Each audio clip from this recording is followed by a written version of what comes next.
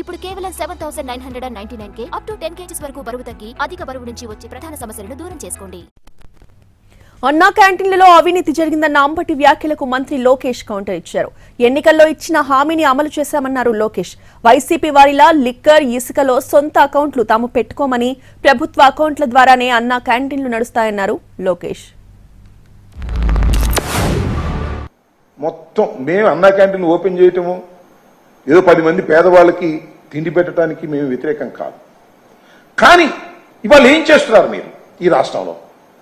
పేద ప్రజల్ని ఆదుకోవలసినటువంటి అన్ని అంశాలని కూడా పక్కన పెట్టేసి కాస్త అన్నం పెడతాం రండి, ఒక 300 మందికో 400 మందికో అన్నం పెడతాం అనేటువంటి కార్యక్రమానికి మీరు తెలదీశారు. ఇది చాలా అన్యాయమని మనం చేస్తున్నాం. అన్నా క్యాంటీన్ కట్టడం, ఆ కాంట్రాక్టర్కి డబ్బులు ఇవ్వడం, లేదా అన్నా క్యాంటీన్లో ఫుడ్ వండటం, దానిలో అవినీతి చేయటం, దీనికే పరిమితం అయిపోయింది. కాబట్టి స్థలాలు ఎక్కడైనా పర్వాలేదు అని ఊరికి దూరంగా మానవ సంచారం తక్కువగా ఉండే చోట్ల అన్నా క్యాంటీన్లు కట్టేసే స్థలం ఎక్కడ దొరికితే అక్కడ అన్నా క్యాంటీన్లు కట్టేయండి అనేటువంటి పద్ధతుల్లో 5 రూపాయలు అన్నా క్యాంటీన్ 5 రూపాయలు భోజనం పెడతానని మేము హామీ ఇచ్చాం. అది అమలు చేశాం.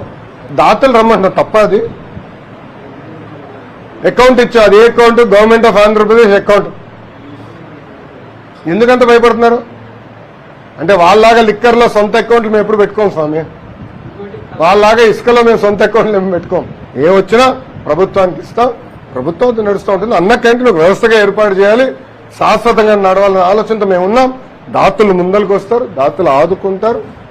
ఒక నిధి ఏర్పాటు చేస్తాం, ఆ నిధి నుంచి వచ్చే ఇంట్రెస్ట్ కానీ అన్ని ఖర్చు పెట్టి అన్న క్యాంటీన్లు అద్భుతంగా నడిపిస్తుంది తెలుగుదేశం, జనసేన, భారతీయ జనతా పార్టీ ప్రభుత్వం.